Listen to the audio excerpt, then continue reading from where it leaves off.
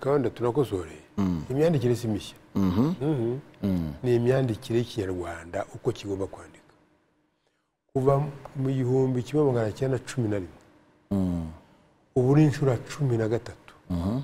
abantu bicara bakavuga batari ko buri ko tuvuga ibintu niko tubyandika ese ubu ngubu ibi bikwiye kuba cyane ko bitya dukurikira amahame ya naya si bicyane ni ibintu bigenda ni bya bindi abantu bagenda banoza bakurikije ibihe abantu bagezemo ntabwo ari bishya ururimi rushya rwavutse si ikoranabuhanga rishya ryavutse ni ibintu byagiye bitekerezwaho kuva tugihura n'ikoranabuhanga ryo kwandika byagiye bitekerezwaho bibanza mu bapadiri abantu bitwa bahurere abantu bitwa bashumahere abantu bitwa bankongore bose bari abapadiri bagiye bitekereza kandi bandika bati dore ko tugiye kugera muri 1974 niho leta y'u Rwanda yavuze ati rwose koko ururimi rwacu tureke abari abandi wenda bavuga ubutumwa gusa barwitaho twe ntiturwiteho nibwo rero leta yatangiye gufata ikibazo icyayo koko muri 74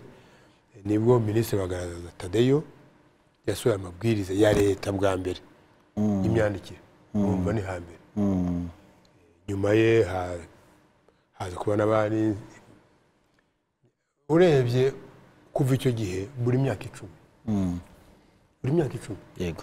leta abantu baricara bakavuga ati ese tugeze mu minogereze y'ururimi rwacu ntabwo urugero rwose rufatika 74 bagaragaza Tadeyo 85 mu myaka 10 irashize Nsekarije Aloyizi nawe yari minisitiri asohora amabwiriza yo kunoza imyandikire 2004 umunyamabanga wa leta Mujawamariya nawe asohora amabwiriza yo kunoza imyandikire uvuga n'imyaka 10 14 nanone imyaka 10 irangiye nibwo rero Ntabineza minisitiri yasohoye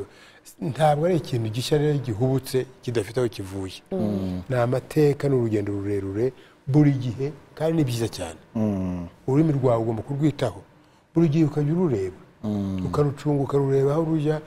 byangombwa ugatangira nibwo rusohora inzira zo abantu bakwiye gucamo kugira ngo